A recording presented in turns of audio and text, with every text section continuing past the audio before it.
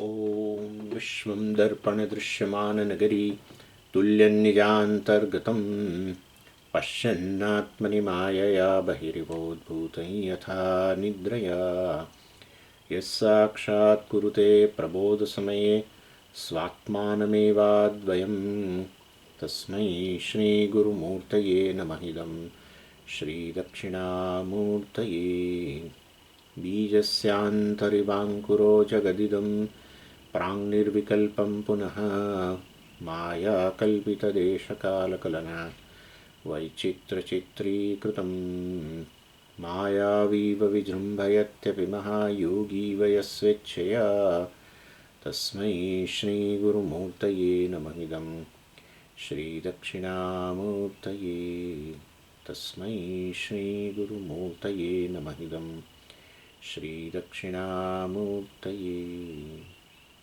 ॐ सहना भवतु सहनौ भुनक्तु सह वीर्यङ्करवावहै तेजस्विनावधीतमस्तु मा विद्विषावहै। ॐ शान्तिः शान्तिः शान्तिः। सदाशिवसमारम्भां शङ्कराचार्यमध्यमाम् अस्मदाचार्यपर्यन्तां वन्दे गुरुपरम्पराम्। ॐ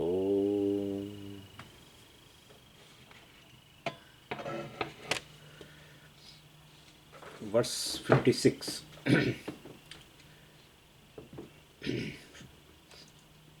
पितापि सुप्तौ अपिता इत्यादौ जीवत्ववारणात् सुप्तौ ब्रह्मैव नो जीवः संसारित्वासमीक्षणात्। એટલે અહીંયા ચર્ચા જે છે એ વાસ્તવની અંદર આત્મા સુષુપ્તિનું ઉદાહરણ લઈને બતાવવા માંગે છે કે આત્મા જે છે સુખ સ્વરૂપ છે. આત્મા જે સ્વયં પ્રકાશ છે અને આત્મા અદ્વૈત છે, અદ્વૈત સ્વરૂપ છે. આમ તો કહે છે કે સુષુપ્તિ વાસ્તવની અંદર અદ્વૈત છે, સુષુપ્તિ સ્વપ્રકાશ છે અને સુષુપ્તિ વાસ્તવમાં સુખરૂપ છે. પરંતુ આપણે સમજી જવાનું કે ભલે વાત સુષુપ્તિની કરતા હોય પરંતુ સુષુપ્તિ સુખરૂપ છે એટલે સુષુપ્તિમાં જે રહેલું છે એ સુખરૂપ છે અને સ્વયં પ્રકાશ છે, અદ્વૈત છે. અને એમાં સ્વયં પ્રકાશ છે અને અદ્વૈત છે તો સિદ્ધ થઈ ગયું. સુખરૂપ છે બધી ચર્ચા અત્યારે ચાલી રહી છે. પછી કહેશે કે આ સુખરૂપ છે એ સિદ્ધ થઈ જશે એટલે કહેશે કે એ જ બ્રહ્મ છે અને માટે તમે બ્રહ્મ છો. કારણ કે સુષુપ્તિમાં બીજું કશું બહારથી આવતું નથી. સુષુપ્તિમાં તમે જતા રહેશો અને બીજું કોઈક આવીને બેસી જાય છે એવું તો છે નહીં. તમે જ કહો છો હું સુષુપ્ત ઊંઘી ગયો હતો. એટલે એમ કરીને હું જ વાસ્તવમાં પછી બ્રહ્મ છું, અર્થાત હું જ સુખરૂપ છું, હું જ સ્વયં પ્રકાશ છું, હું અદ્વૈત સ્વરૂપ છે. એ વસ્તુ સિદ્ધ કરે છે, બહુ બ્રિલિયન્ટલી સિદ્ધ કરે છે.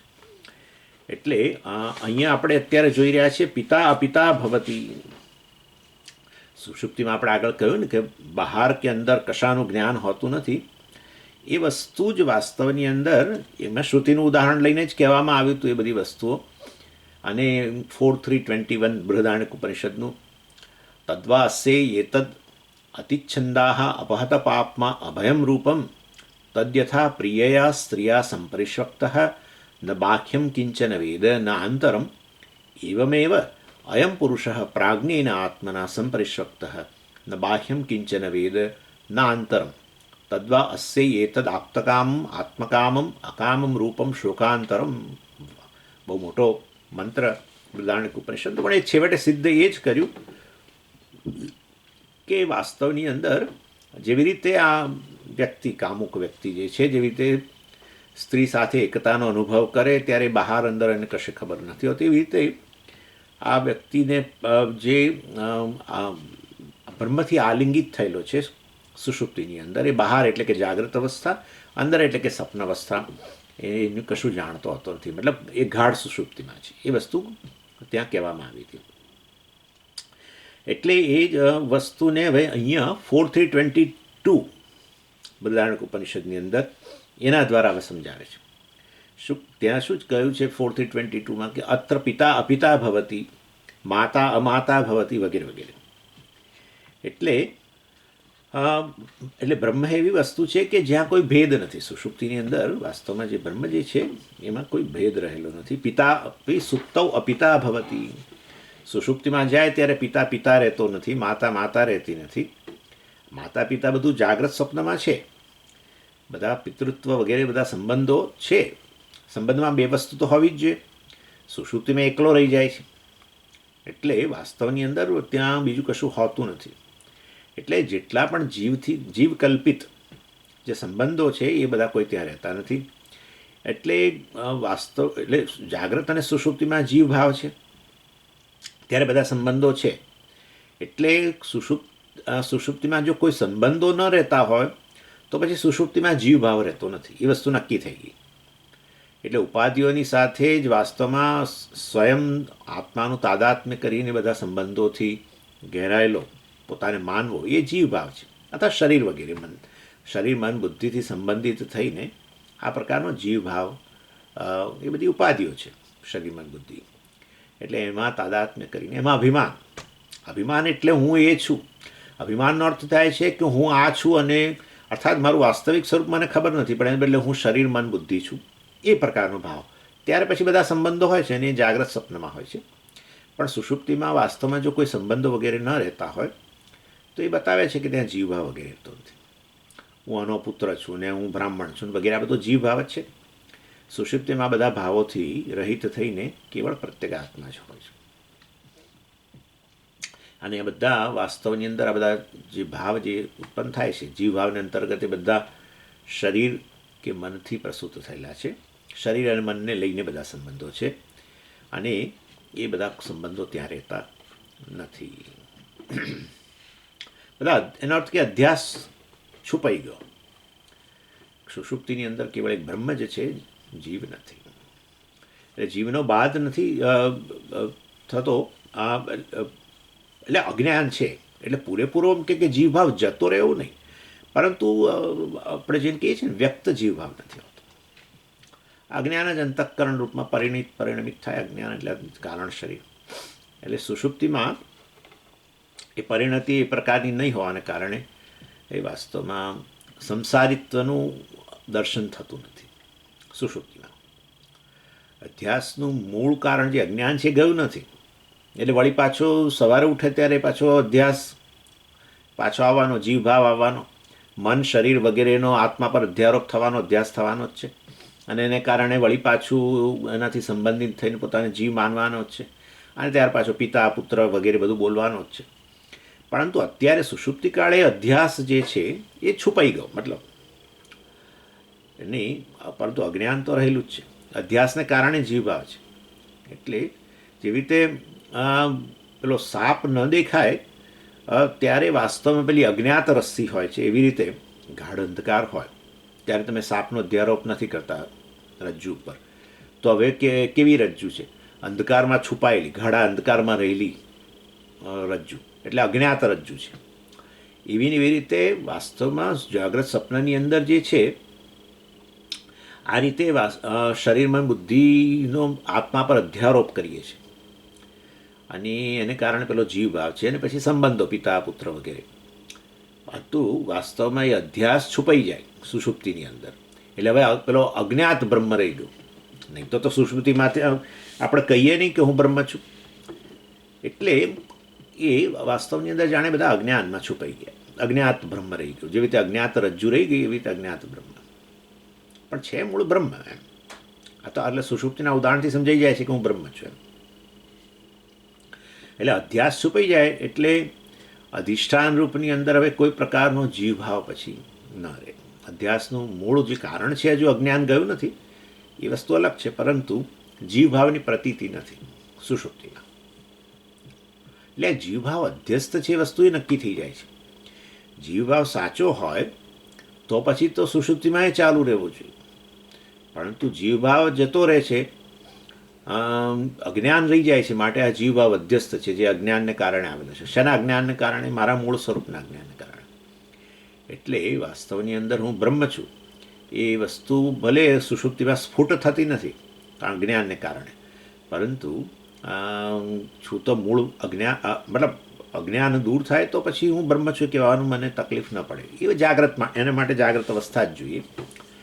પરંતુ આ રીતે કહે છે કે આ જીવભાવ છે ખરેખર એ વાસ્તવમાં અધ્યસ્ત છે. એ જીવભાવ છુપાઈ ગયો એના કારણમાં, છુપાઈ ગયો એટલે એના કારણમાં જતો રહે. જે વસ્તુ વ્યક્ત થઈ હોય ત્યાં જ લીન થાય. એટલે એની એ દૃષ્ટિએ વાસ્તવમાં બધા ઘરેણાઓ ક્યાં જતા રહે? સોનામાં જ જતા રહે ને પીગાળો તો. એવી રીતે એમાંથી જ આવ્યા હોય ને એમાંથી જ જાય, કારણ કે એનું કારણ છે. એવી ને એવી રીતે આ જીવભાવ છે એ પણ એનું જે કારણ છે અજ્ઞાન, એમાં છુપાઈ જાય છે. પણ અજ્ઞાન પાછું બ્રહ્મથી અભિન્ન છે, અને માટે વાસ્તવની એ તો મિથ્યા વસ્તુ છે ને. અભિન્ન એટલે મિથ્યા. જેનાથી અભિન્ન એટલે મતલબ કે એનું અસ્તિત્વ સ્વતંત્ર નથી એવું થયું. અભિન્ન અર્થાત એ સમજજો એવું નહીં બે વસ્તુઓ જોડાયેલી છે એવું રખે માનતા. જેમાં આનું કવર આમ જોડાયેલું છે ને, આની અંદર આમ જોડાયેલું, એટલે એમ કે એવી રીતે અજ્ઞાન અને બ્રહ્મ આમ જોડાયેલા ફરે છે એવું નથી. જેવી રીતે ઘડો અને માટી જોડાયેલા છે એવા ગણવાના. હા, એટલે ઘડાનું સ્વતંત્ર અસ્તિત્વ નથી. મિથ્યા, અભિન્નનો અર્થ મિથ્યા. જે વસ્તુ જેનાથી છૂટી સ્વતંત્ર જોવા કદી ન મળે, એનો અર્થ કે એનું અસ્તિત્વ પેલાને આભારી છે એવો અર્થ થયો. અને અસ્તિત્વ જ્યારે માટે પરતંત્ર હોય ને ત્યારે વસ્તુ અભિન્ન હોય. જેવી રીતે તરંગ જળથી અભિન્ન છે. એનીવે, ઇન શોર્ટ કહેવાનો આશય એવો છે કે આ બધું કેવો જીવભાવ અને કેટલી તકલીફો જાગ્રત અવસ્થાની અંદર, કેટલી તકલીફો. પોતાને સાચો પિતા માનીને, માતા માનીને, કે દીકરો દીકરી માનીને, કે સાળા સાળી કે જે પણ માનીને કેટલી રામાયણ છે. તમે વિચારો, જે વાસ્તવમાં અધ્યસ્ત છે, પેલા સાપ જેવું છે. અધ્યસ્ત સાપને સાચો માન્યા પછી કેટલી તકલીફો છે. એ ગયો નથી મારા ઘરમાંથી ને પરસેવો છૂટી ગયો છે વગેરે કેટલું થાય છે બધું. એવી સ્થિતિ છે આપણી. અને ભગવાનની દયાથી આ જીવભાવ છૂટી જાય છે ને એને લીધે કેટલી રાહત લાગે છે. એટલે જાગ્રત અને સ્વપ્નમાં આ જીવભાવ હોય છે ત્યારે બધો લોડ, બધો કેટલો બોજો હોય છે આપણને. અમે જાગ્રતનું વધારે, સ્વપ્નનું જાણે તો ઠીક, તો આ થોડી ક્ષણોનો. પરંતુ જાગ્રતની અંદર પોતાને આ રીતે સંબંધિત માનીને, પત્ની, પુત્ર, પિતા, પતિ માનીને કેટલી તકલીફો. વાસ્તવની અંદર એ જે છૂટી જાય તમારામાંથી, તમે રહી જાઓ પણ એ ન રહે, તો પછી એ તમારું સ્વરૂપ નથી. કારણ કે એ તમને છોડીને ગયું છતાં તમારું અસ્તિત્વ ચાલુ રહે. એટલે તમે ખરેખર વાસ્તવમાં સર્પ રજ્જુને છોડીને ગયો તો પછી એનું સ્વરૂપ નથી. રજ્જુને સર્પ માની લીધી એના રજ્જુના અજ્ઞાનને કારણે, એમાંથી આ બધું ગરબડ થઈ ગઈ. પણ એ જ સાપ પાછો જે છે એ વાસ્તવમાં અધ્યસ્ત સાપ રજ્જુમાં સમાઈ ગયો. ક્યાં જાય બીજે? અધ્યસ્ત સાપ ગયો ક્યાં? અધ્યાસ હતો સાપ ગયો ક્યાં? મેં જેવી ટોર્ચ કરીને સાથે એ સાપ નીકળીને, રજ્જુ પરથી નીકળીને ક્યાંક ગયો? ક્યાંય ગયો નથી ભાઈ. જે એનું મૂળ કારણ હતું ત્યાંથી જ, ત્યાં જ સમાઈ ગયો. એનીવે, એટલે કારણ પેલું અજ્ઞાન ન રહ્યું, એટલે પેલો એ અધ્યસ્ત સાપે ન રહ્યો. હવે રજ્જુ સ્પષ્ટ થઈ ગઈ. એનીવે, પરંતુ અહીંયા જો અજ્ઞાન ગયું નથી એ સમજવાનું. સ્વામીજી, અજ્ઞાન તમે તો કહેતા હતા હવે આ સર્પ રજ્જુમાં સમાઈ ગઈ, તો વાસ્તવની અંદર રજ્જુ એનું કારણ છે. આ પણ રજ્જુનું અજ્ઞાન વાસ્તવમાં આમ તો કારણ છે સર્પ માટે. તો ભાઈ સર્પ અજ્ઞાનમાં સમાઈ જવો જોઈએ ને? હા બરાબર, પણ અજ્ઞાન પોતે કારણ ન રહ્યું માટે પેલો અધ્યાસ જતો રહ્યો. જ્યારે અહીંયા સુષુપ્તિને એવું નથી. સુષુપ્તિમાં તો અજ્ઞાનમાં સમાઈ ગયું, કારણ કે હજુ અજ્ઞાન ગયું જ નથી. એ તો જાગ્રતમાં દૂર કરવું પડે. તો જાગ્રતની અંદર તમે જો દૂર કરો તો પછી તમને આમ આ જીવભાવ મિથ્યા છે સમજાઈ જાય. એટલે પછી જાગ્રતમાંય સમજાઈ જાય ને, સપનામાંય સમજાઈ જાય ને, સમજાઈ જાય ને સુષુપ્તિમાંય આ વાસ્તવમાં આવો કહેવાતો જીવભાવ પછી ઉપર છલ્લો જે રહી ગયો, જેના થકી પ્રારબ્ધ ભોગવીએ આપણે. જીવભાવ થકી જ ભોગવીએ ને, ભોગતા થકી જ ભોગવીએ ને. પ્રારબ્ધ ભોગવવા માટે ભોગતાપણું તો ચાલુ રહેવું જ જોઈએ ને. એટલે પછી આવું મિથ્યા ભોગતાપણું ચાલુ રહે. એટલે જ્ઞાનીને માટે વાસ્તવની એવું જ્ઞાની એવું કહે નહીં કે આ બધી મારી અવસ્થાઓ છે. જાગ્રત સ્વપ્ન સુષુપ્તિ, જાગ્રત સ્વપ્ન સુષુપ્તિ અહંકારની અવસ્થાઓ છે. અહંકારની અવસ્થા, અહંકાર બાધિત થઈ ગયો. અને હું તો એ તો એમ કે હું આ ત્રણેય અવસ્થામાં સાક્ષી છું. આપણે વિવેક ચૂડામણીમાં જોયું તે વસ્તુ. એની એટલે સુષુપ્તિમાં જીવભાવની પ્રતીતિ જ રહેતી નથી, કારણ કે જેના થકી, જે ઉપાધિઓ થકી જીવભાવ આવ્યો હતો એ વાસ્તવમાં શરીર મન વગેરે બધું લય પામી ગયું. શરીર મન વગેરે, શરીર સ્થૂળ શરીર વગેરે કે મન વગેરે એ બધું સૂક્ષ્મ શરીર એ બધું ક્યાં લય પામ્યું? એના કારણમાં, કારણ શરીર અજ્ઞાનમાં લય પામી ગયું. અજ્ઞાન પાછું બ્રહ્મથી અભિન્ન છે, એટલે છેવટે એવું કહો કે બ્રહ્મમાં લય પામી ગયું, અને માટે કેવળ એક બ્રહ્મ પ્રકાશ એવું છે, ત્યાં એવું કહો તો પણ ઠીક છે. એનીવે એટલે આવું પછી આ દેહાભિમાન વગેરે ન રહે તો પછી મતલબ કે જીવભાવ ન રહ્યો, ભોગતાપણું વગેરે ન રહ્યું, તો પુણ્ય વગેરે પણ એનો ઉદય ન થાય, અને એના અભાવમાં વ્યક્તિ શોકથી પર થઈ જાય. એટલે વાસ્તવમાં આ પુણ્ય વગેરેનો ઉપભોગ કરવા માટે પેલું ભોગતાપણું ચાલુ રહેવું જોઈએ. ભોગતાપણું ચાલુ રહેવા માટે આ બધી ઉપાધિઓમાં આત્મભાવ, અભિમાન હોવું જરૂરી છે, આ બધું શરીર મન બુદ્ધિ વગેરેમાં, તો જ આ ભોગતાપણું રહે. એટલે આ આખી પ્રક્રિયા છે. એટલે વાસ્તવની અંદર અભિમાન ન રહ્યું, દેહાભિમાન જ વગેરે ન રહ્યું, ઉપાધિઓ સાથે જે તાદાત્મ્ય થઈને બધું જે જીવભાવ હતો, ભોગતાપણ વગેરે હતું, એ ન રહ્યું. એટલે પછી એ વાત તો પછી આ પ્રારબ્ધ છે ને, કોણ ભોગવશે? ભોગતાપણું ન રહ્યું તો.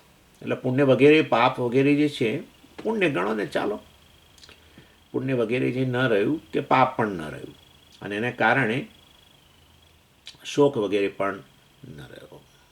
એટલે વ્યક્તિ આ શોકથી પર થઈ ગયો. એ વસ્તુ ત્યાં બૃહદારણ્યકની અંદર જ, એની અંદર જ એ હમણાં મેં મંત્ર કહ્યો ને, અત્ર પિતા અપિતા ભવતી માતા માતા ભવતી, એની અંદર એ 4:3:22ની અંદર જ આગળ કહ્યું, અનન્વાગતમ પુણ્યેન અનન્વાગતમ પાપેન તીર્ણો હિ તદા સર્વાન શોકાન હૃદયસ્ય ભવતી. એ વસ્તુ જે છે, મંત્રનો એ ભાગ જે છે, બૃહદારણ્યકના મંત્રનો ભાગ હવે આ 57મા શ્લોકમાં સમજાવે છે. પિતૃત્વાદ્યભિમાનો યહ સુખ દુઃખાકર સહી તસ્મિન્નપગતે તીર્ણ સર્વાન શોકાન ભવત્યયમ. યહ પિતૃત્વાદિ અભિમાન સહી સુખ દુઃખાકર ભવતિ. યહ પિતૃત્વાદિ અભિમાન, જે હું પિતા છું, માતા છું વગેરે પ્રકારનો જે અભિમાન છે, એ જ વાસ્તવની અંદર સુખ દુઃખનું ઘર છે. એ બધા સંબંધો આવે ત્યારે સુખ દુઃખ થાય છે ને. એ અભિમાનની સાથે શરીર મનનું અભિમાન સમજી જ લેવાનું. હું પિતા છું, માતા છું ક્યારે કહીએ? એવું અભિમાન ક્યારે કરીએ? અર્થાત આવું પ્રકારનું પિતાપણું કે માતાપણા સાથેનો તાદાત્મ્ય ક્યારે થાય? અહમ તો આત્મા જ છે, તો એના માટે કયું અભિમાન હોવું જરૂરી છે? શરીર મન સાથેનું અભિમાન હોવું જરૂરી છે. એટલે એ અભિમાનની સાથે આપણે શરીર મન વગેરેનું અભિમાન સમજી જ લેવાનું, અને તો જ સુખ દુઃખનો ઉત્પન્ન સુખ દુઃખનો અનુભવ થાય, એવું આપણે સમજવું. અને એને અહીંયા સંસાર કહો. યહ પિતૃત્વાદિ અભિમાન સહ સુખ દુઃખા કર, એને કારણે જ આ સુખ દુઃખ રૂપી સંસાર ઉત્પન્ન થાય છે.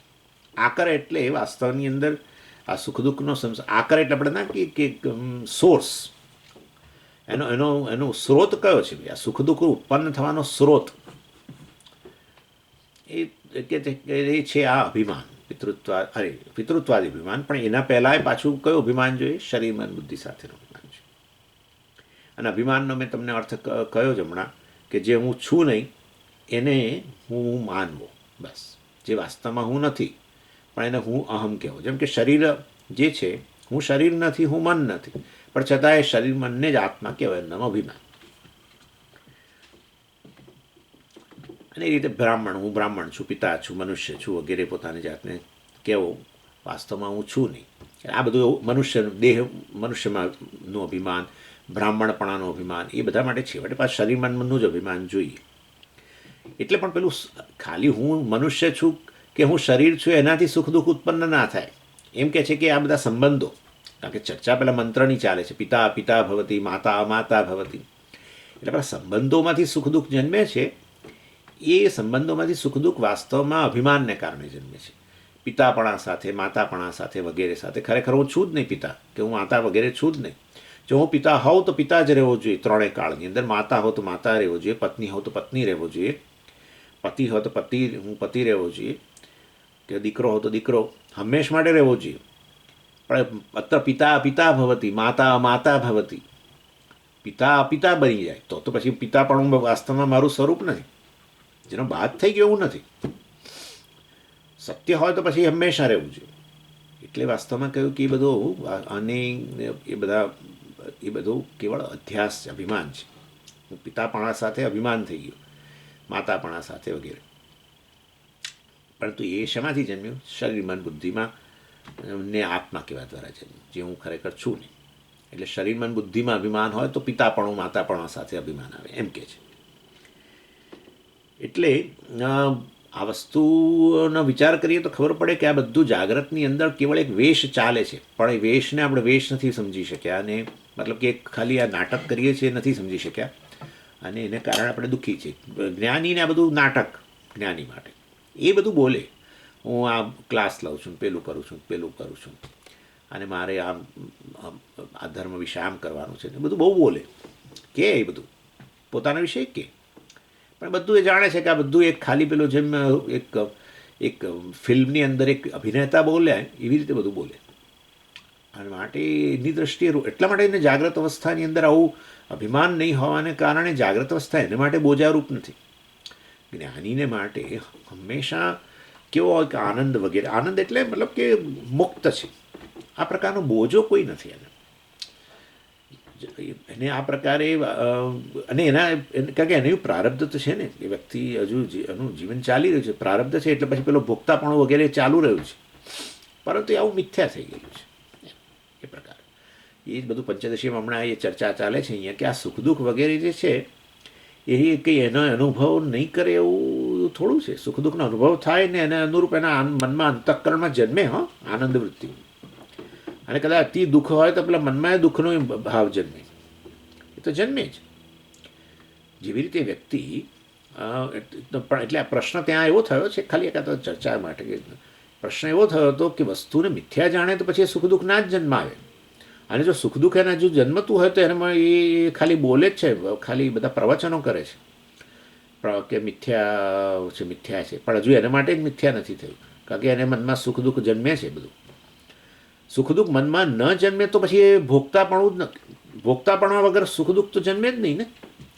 એટલે સુખનો વિષય આવે પણ તમારા મનમાં સુખાકાર વૃત્તિ ન જન્મે, દુઃખનો વિષય આવે તમારા મનમાં દુઃખાકાર વૃત્તિ ન જન્મે, તો પછી ક્યાં ભોગવ્યું જ નહીં, એનો અર્થ એવો જ થઈ જાય. તો પછી એનું પ્રારબ્ધ જ ન હોવું જોઈએ. આ બધી બહુ સિરિયસ ચર્ચાઓ છે.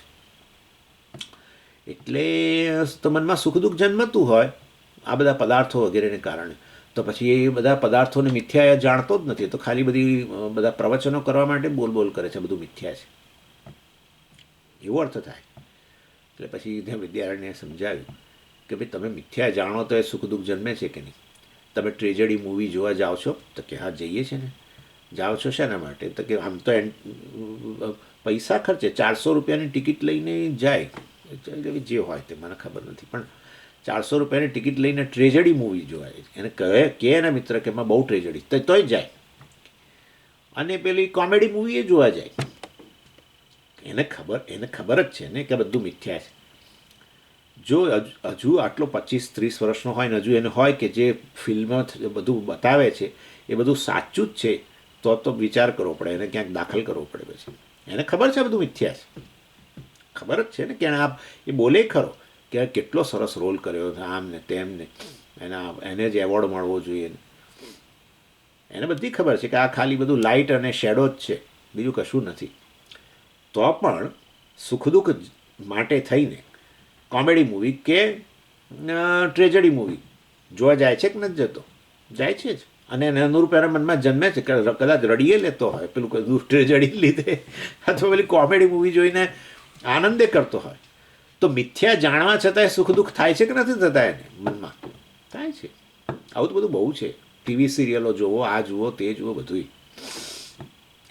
તો એ એવી જ રીતે જ્ઞાનીને આ જાગૃત જગત માટે મિથ્યા છે, અને એમાં રહેલા પદાર્થો એના પુણ્ય પાપને અનુસાર, એના પ્રારબ્ધને અનુરૂપ જે છે સુખ દુઃખના વિષયો એને પ્રાપ્ત થાય ને એના અનુરૂપ સુખ દુઃખનો મનમાં પેલો અનુભવે થાય. બહાર વિષય રહેલો છે, એણે સુખ ઉત્પન્ન કર્યું કેવી રીતે કહેવાય? સુખ ક્યાં ઉત્પન્ન થાય? બહાર ઉત્પન્ન થાય કે અહીંયા ઉત્પન્ન થાય? વિષયનો તો સંપર્ક થાય, પણ સુખ તો અહીંયા જ જન્મે ને. હવે એ જ ન જન્મતું તો પછી એનું એણે ક્યાં ભોગવ્યું જ, ક્યાં પ્રારબ્ધ ભોગવ્યું જ કેવી રીતે? સુખ દુઃખ સાક્ષાત્કાર ભોગ. સમજવાનું છે બધું. એના મનમાં તો સુખ કે દુઃખ કશું જન્મે, બધું જન્મે, મિથ્યા જાણવા છતાંય જન્મે જ એવું જ છે. એટલે વાસ્તવની અંદર એ અહંકાર હજુ જીવિત વ્યક્તિ છે, જ્ઞાની હજુ જીવિત છે, એનું પ્રારબ્ધ છે, તો પ્રારબ્ધના અંતર્ગત જે પણ છે એ તો આવવાનું જ છે ને. સુખ દુઃખના વિષયો અનુકૂળ પ્રતિકૂળ બધા વિષયો આવશે ને, એના અનુરૂપ સુખ દુઃખની વૃત્તિ જ જન્મશે. એને માટે અંતઃકરણ જ મિથ્યા છે ને, બીજી વાત જ ક્યાં રહી? અહંકાર જ મિથ્યા છે, પછી ક્યાં પ્રશ્ન રહ્યો? એટલે વાસ્તવની અંદર આ પ્રકારે કહેવાનો આશય એવો છે કે અમુક આપણા મનની અંદર બીજા બધા આવા ખ્યાલો હોય, કશું એ તો નિર્લેપ છે અને કશું થાય એવું ના હોય, પણ એ બધું મિથ્યા. એને માટે સંપૂર્ણપણે મિથ્યા. સુખ દુઃખનો અનુભવને વૃત્તિ જન્મે, સુખાકાર વૃત્તિ દુઃખાકાર વૃત્તિ એ જન્મે, પરંતુ મિથ્યા. એટલે એ વસ્તુ અહીંયા કહી રહ્યા છે કે ખરેખર આ બ્રાહ્મણ પિતા પણ મનુષ્ય વગેરે જે છે એને એને એને એના એને અહમ માની લે છે, અને પછી તેમાંથી સુખ દુઃખ વગેરે જન્મે. એટલે આમ તો બધું વિચારમાં કરીએ ને તો આ વસ્તુ સમજાઈ તો જાય છે, પણ તોય પાછું આ વસ્તુ પેલું જતું નથી કે હું પિતા છું, માતા છું, મનુષ્ય છું, બ્રાહ્મણ છું ને ગૃહસ્થ છું વગેરે બધું. વિવેકીને તો આ બધો વસ્તુ આ અનુભવ થાય છે કે આ વસ્તુ યુક્તિ સિદ્ધ છે, પરંતુ એટલે કે હું દેહાદી નથી, મેં હમણાં જ કહ્યું ને, સિદ્ધ થઈ ગયું.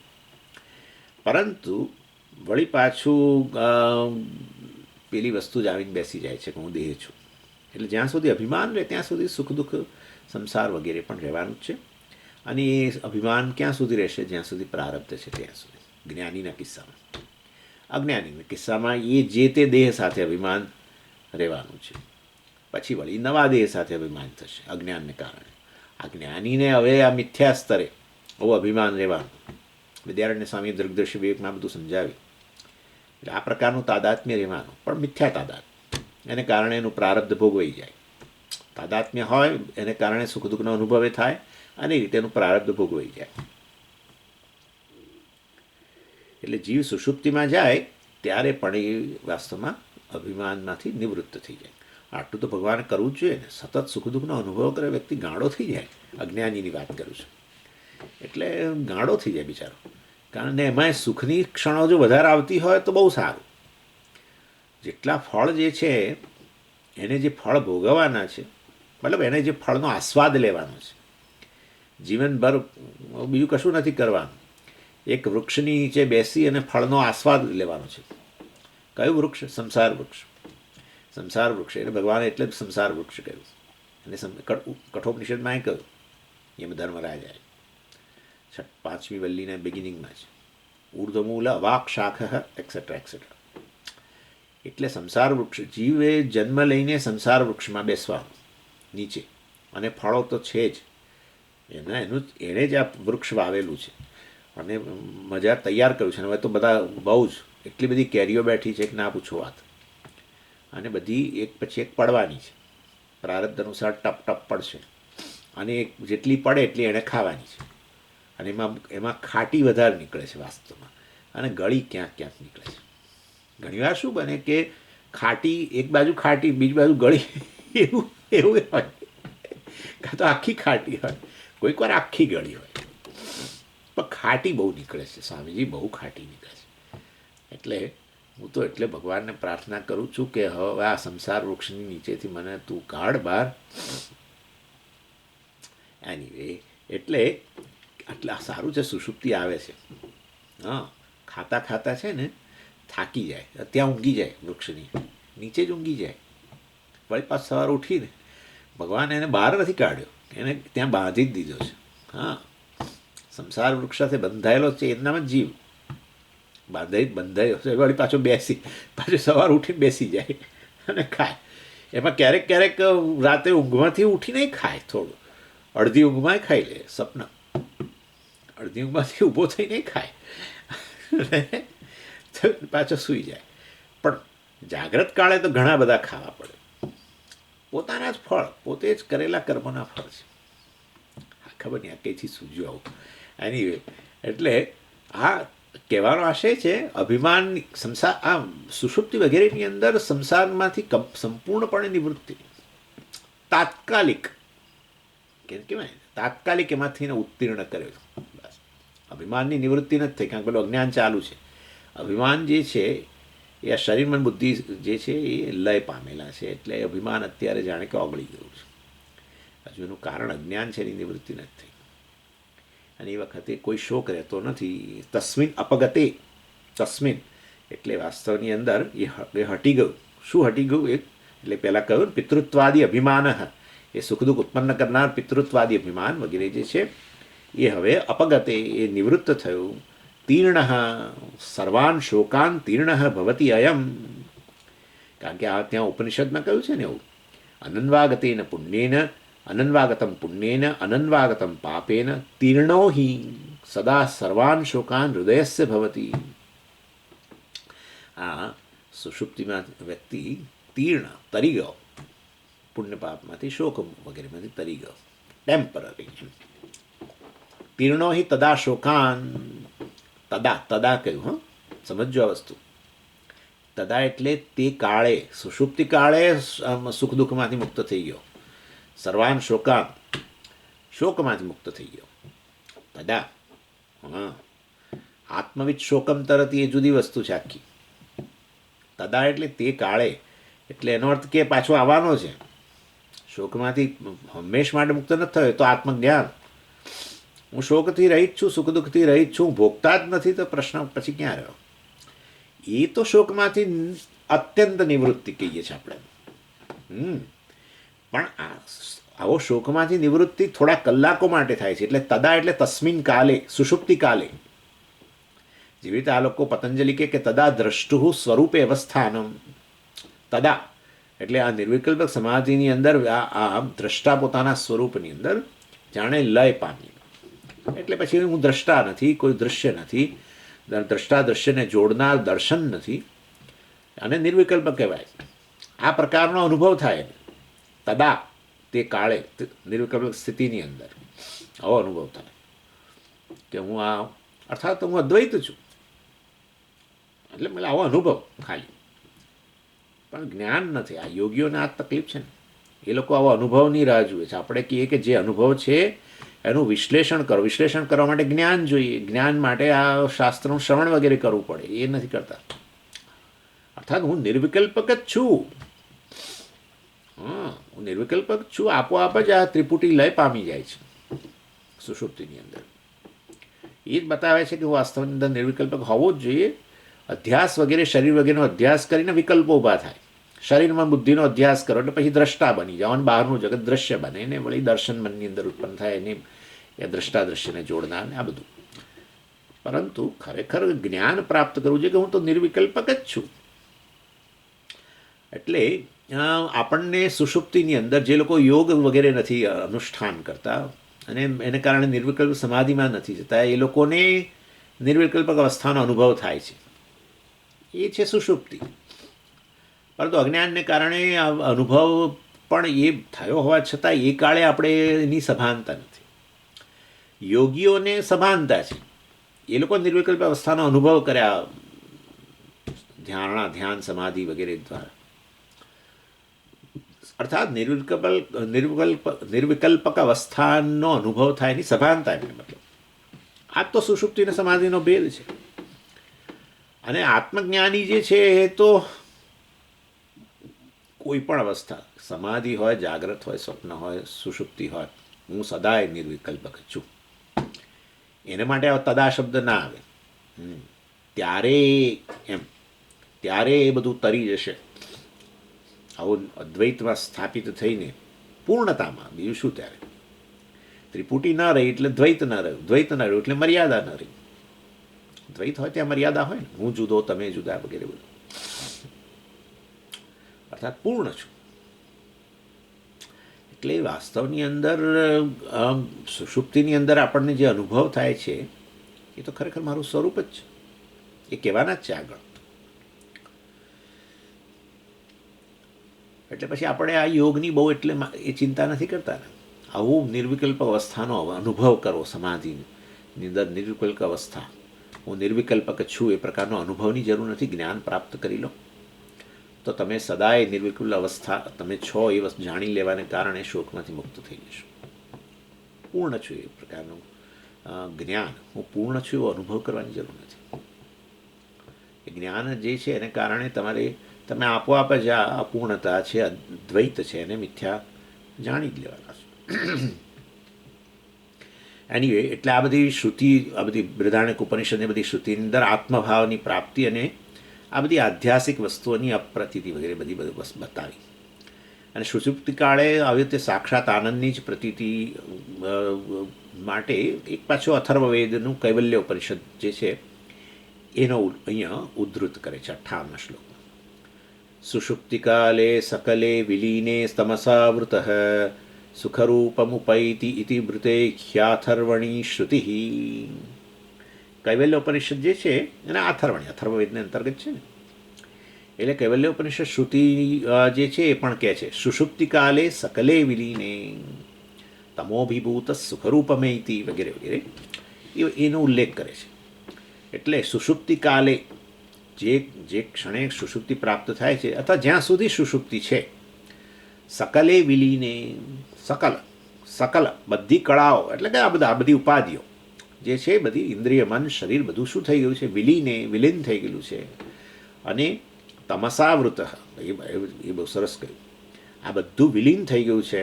આ બધું ક્યાં વિલીન થયું છે? ત્યાં જરા જુદી રીતે કહ્યું તો કે છે આ બધું પ્રાણમાં વિલીન થઈ ગયું છે, કારણ કે પ્રાણ ત્યાં હાજર છે.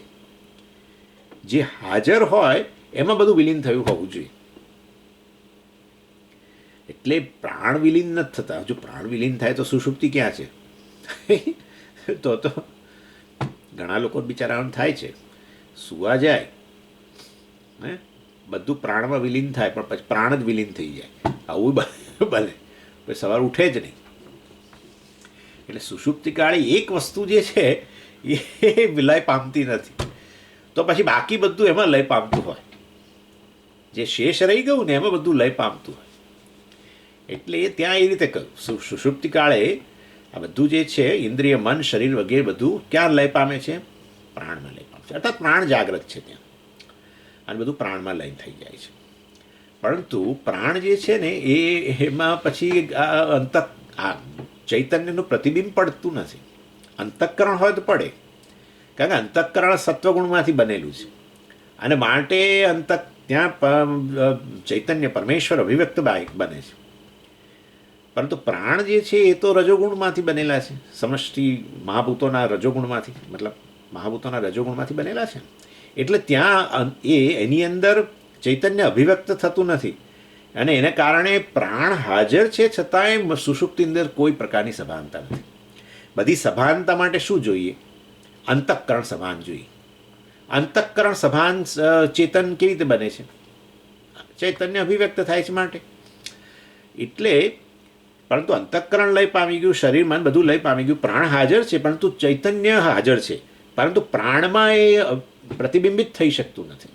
અને માટે સુષુપ્તિમાં આપણને કશી જ ખબર નથી. એટલે કહું તમસાભિભૂત, તમસાવૃત, ત્યાં તમોભિભૂત કહ્યું.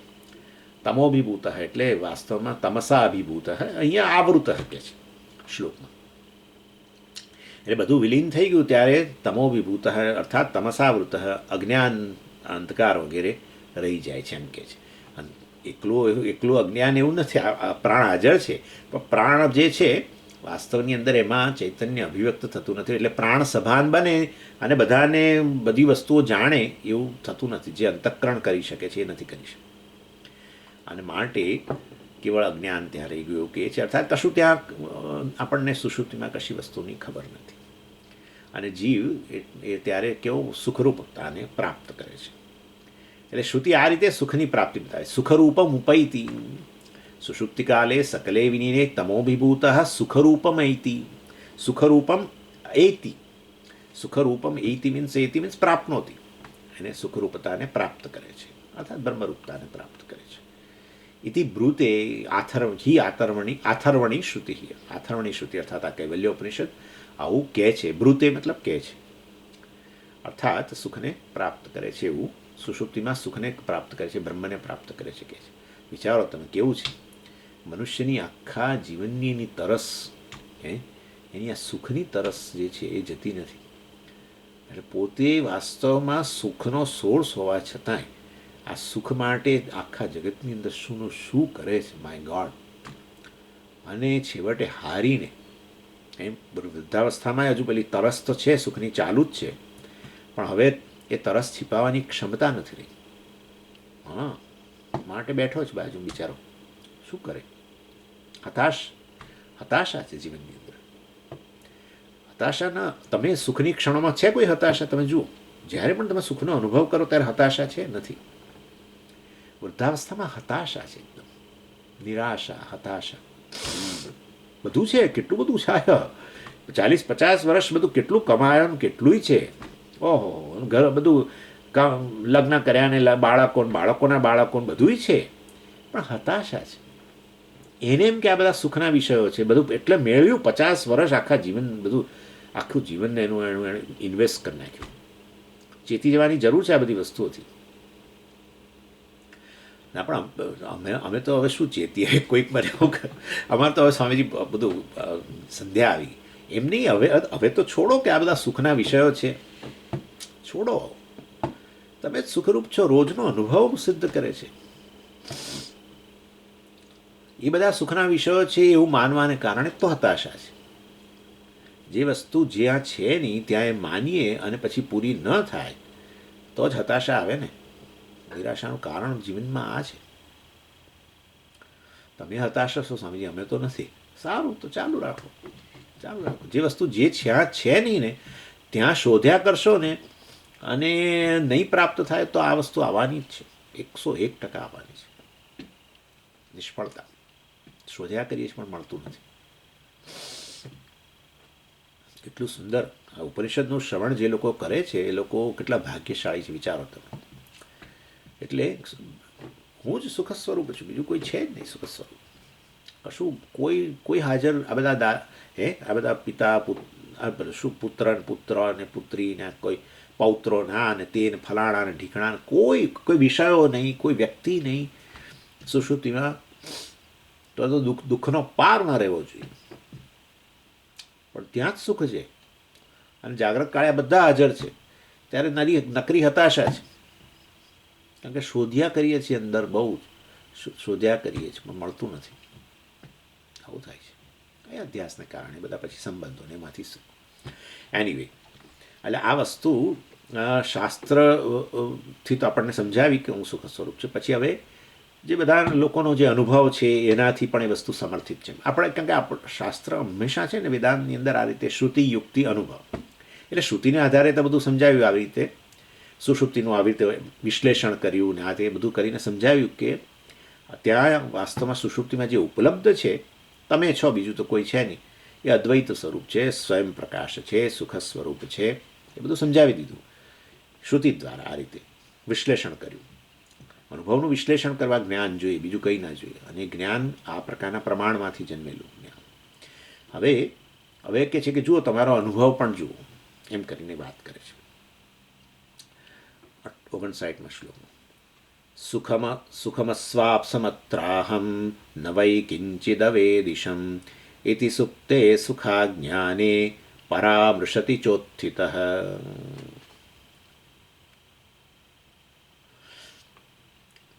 કે છે સુખમ અસ્વાપ્સમ અત્ર અહમ ન વૈ કિંચિદ અવેદિશમ. એટલે જે તથ્ય આ શ્રુતિ દ્વારા આપણે સિદ્ધ કર્યું એ વસ્તુ કે છે અનુભવથી સિદ્ધ છે કે હું સુખરૂપ છું. એ વસ્તુ જેમ શ્રુતિ એ સુષુપ્તિનો અનુભવ લઈને વિશ્લેષણ કરીને, સ્વામીજી અનુભવથી સુષુપ્તિના અનુભવથી તો સમજાવ્યું, તો ફરી પાછા અનુભવની કેમ વાત કરો છો? અનુભવ તો છે પણ અનુભવનું વિશ્લેષણ કરવું પડે ને. અને એના માટે શ્રુતિનું વાક્ય અને વગેરે લઈને અનુભવનું, આપણા સુષુપ્તિના અનુભવનું વિશ્લેષણ કર્યું શ્રુતિનો આધાર લઈને, અને એ દ્વારા આપણે સિદ્ધ કર્યું. એટલે અહીંયા શ્રુતિ સિદ્ધ થયું અત્યાર સુધી કે હું સુખ સ્વરૂપ છું વગેરે. હવે તો કહે છે સીધે સીધું તમારો અનુભવ જે છે સુષુપ્તિનો જ, પણ એનાથી પણ તમે નક્કી કરી શકો કે હું સુખરૂપ છું એમ. શ્રુતિનું વાક્ય, શ્રુતિનો આધાર લેવાની જરૂર નથી એમ, એના સિવાય પણ અનુભવથી પણ સિદ્ધ થાય. એટલે ઉઠીએ ત્યારે આપણને વાસ્તવમાં આટલું યાદ આવે છે, શું કે સુષુપ્તિની અંદર હું સુખેથી સૂતો અને મને બહારનું કે અંદરનું કશી ખબર નથી, આટલો તો અનુભવ આપણને છે. તો એમ કે આ રીતે સુવા ગયા ત્યારે સુખ અને કશું નથી નહોતા જાણતા, અજ્ઞાન વગેરે, એ બંનેનું આપણને સ્મરણ જ્યારે ઉઠીએ ત્યારે થાય છે. સુષુપ્તિ કાળે સુખનો અનુભવ અને સુષુપ્તિ કાળે આપણને કશી ખબર નહોતી, અજ્ઞાન, એ બંનેનું આપણને જ્યારે જાગીએ ત્યારે સ્મરણ થાય છે. અને એ રીતે સુષુપ્તિમાં સુખ અને અજ્ઞાન અનુભવથી પણ સિદ્ધ છે એમ આટલું કહે છે. આવું પછી એમાં વધારે વિશ્લેષણ, હું જ ત્યાં હાજર હતો ને આમ ને તેમ પ્રાણમાં લય પામી ગયું, કારણ શરીરમાં, એ બધું પછી શ્રુતિનો આધાર લઈને કર્યું. પરંતુ કહે છે કે વાસ્તવની અંદર આટલો તમારો અનુભવ જે છે એ દ્વારા પણ સિદ્ધ થઈ જાય છે કે ત્યાં સુષુપ્તિમાં સુખ હતું અને અનુભવ હતું. કારણ કે જેવા તમે જાગો ત્યારે બંનેનું તમને સ્મરણ થાય છે, અને જો સ્મરણ થતું હોય તો એનો અનુભવ થયો હોવો જોઈએ. એ વસ્તુ આ 60મા શ્લોકમાં કહે છે. એટલે સ્મરણથી સુખ અને અજ્ઞાન બંને પ્રમાણિત થયા, એ વસ્તુ મતલબ કે અનુભવ સિદ્ધ છે, એ વસ્તુ હવે સમજાવે છે. પરામર્શોનુભૂતેસ્તિ ઇત્યાસિદનુભવસ્તદા ચિદાત્મત્વાत् સ્વતો ભાતિ સુખમજ્ઞાનધીસ્તતઃ. એટલે કે તમને સ્મરણ થયું માટે અનુભવ થયો જ હોય તો જ સ્મરણ થાય. શાનું સ્મરણ થાય છે? સુખનું સ્મરણ થાય છે. ક્યારે? ઊંઘના સુખનો અનુભવ, ઊંઘમાં તમને સુખ હતું એવું તમને જાગો ત્યારે સ્મરણ થાય છે. બહુ મજા આવી, 2 કલાક સૂઈ ગયો પણ બહુ મજા આવી. ઘણા લોકો અડધો કલાક 20 મિનિટ સૂઈ જાય, ઘણા લોકો 10 મિનિટ સૂઈ જાય ને એવા ખુશ, એવા રાજી, ફ્રેશ થઈને પાછા ઊભા થઈ ગયા હોય. ઘણા આવું હોય છે. પેલી કે ને કઈ સ્લીપ કે છે, હા એ પ્રકાર. 10 લોકો, કેટલાક લોકો 10 મિનિટ, કેટલાક લોકો અડધો કલાક, કેટલાક લોકો 2 કલાક, કેટલાક લોકો 14 કલાક, જે પણ હોય. ઇન શોર્ટ, સુષુપ્તિમાંથી બહાર આવેલી વ્યક્તિને આટલું સ્મરણ થાય છે કે ખૂબ મજા આવી, મતલબ કે સુખનો અનુભવ ત્યાં થયો. અનુભવ એટલે એ અને કશું જ ખબર ના પડી મને તો. આટલું બહાર હમણાં પેલો વરઘોડો ગયો પણ મને કંઈ જ ખબર ના પડી. તમે લોકો બધા વાતો કરતા હશો પણ મને તો કંઈ જ ખબર નથી. આવું બધું મતલબ સુષુપ્તિમાં કશું જાણતો નહોતો, અજ્ઞાન હતું, એવું પણ સ્મરણ એને જાગ્રત કાળે જ્યારે એ બહાર આવે ત્યારે એને હોય છે. એટલે જેનો અનુભવ થયો હોય એ જ વસ્તુનું સ્મરણ હોય. અને માટે સુખ અને અજ્ઞાન બંનેનો પરામર્શ, અહીંયા પરામર્શ શબ્દ વાપર્યો. પરામર્શ એટલે સ્મરણ. એટલે સુખ અને અજ્ઞાન જે છે એના સ્મરણથી કે પરામર્શથી આપણને ખબર પડે છે કે એ વખતે, એટલે કે સુષુપ્તિ વખતે સુખ અને અજ્ઞાનનો અનુભવ થયો હોવો જોઈએ. અને સુષુપ્તિમાં મને નહોતું, જ્ઞાનની ઇન્દ્રિયો કોઈ નહોતું, અને એ બધા લીન થઈ ગયા તો કેવી રીતે જ્ઞાન થયું? તમે કહો છો કે અનુભવ થયો તમને સુષુપ્તિમાં. આ વસ્તુ સમજજો, આ જરા સિરિયસ પ્રશ્ન ઊભો થયો છે. સુષુપ્તિની અંદર તમે કહો અનુભવ થયો તો પછી કોઈક તો એનું ઇન્દ્રિયો વગેરે કંઈક તો હાજર હોવું જોઈએ ને, મને હાજર હોવું જોઈએ ને. અનુભવ મન વગેરે નહીં, ઇન્દ્રિયો વગેરે અનુભવ થાય, આવું તો કેવી રીતે હોય? તમે તો કહો છો મન અને ઇન્દ્રિયો લઈ પામી ગયા સુષુપ્તિમાં, તો પછી ત્યાં સુખ અને અજ્ઞાનનો કોણે અનુભવ કર્યો? અત્યારે જાગ્રત કાળે તમને અનુભવ થઈ રહ્યો છે બધી વસ્તુઓનો, કોઈ રૂપરંગનો કે કોઈ શબ્દનો, કે આ કોઈક ગંધનો, અથવા કામ ક્રોધ વગેરેનો અનુભવ થઈ રહ્યો છે તો મન, અને આ બધા જગતના વિષયોનો અનુભવ થઈ રહ્યો છે તો ઇન્દ્રિયો. એટલે અનુભવ થયો સુષુપ્તિમાં તમને સુખ અને અજ્ઞાનનો સ્વીકારીએ છીએ, પણ એ અનુભવ કરવા માટે બી કઈ વસ્તુ, કયા પ્રમાણ હાજર હતા? મનને ઇન્દ્રિય બધું તો લઈ પામી ગયું હતું, તો કેવી રીતે તમને અનુભવ થયો? એ પ્રશ્ન થયો છે. તમે જવાબ આપો, એ તો પછી હવે આવતી વખતે જવાબ મળશે. ઓમ પૂર્ણમદ પૂર્ણમિદમ પૂર્ણાત પૂર્ણમુદચ્યતે પૂર્ણસ્ય પૂર્ણમાદાય પૂર્ણમેવાવશિષ્યતે. ઓમ શાંતિ શાંતિ શાંતિ. હરિ ઓમ શ્રી ગુરુભ્યો નમઃ. હરિ ઓમ.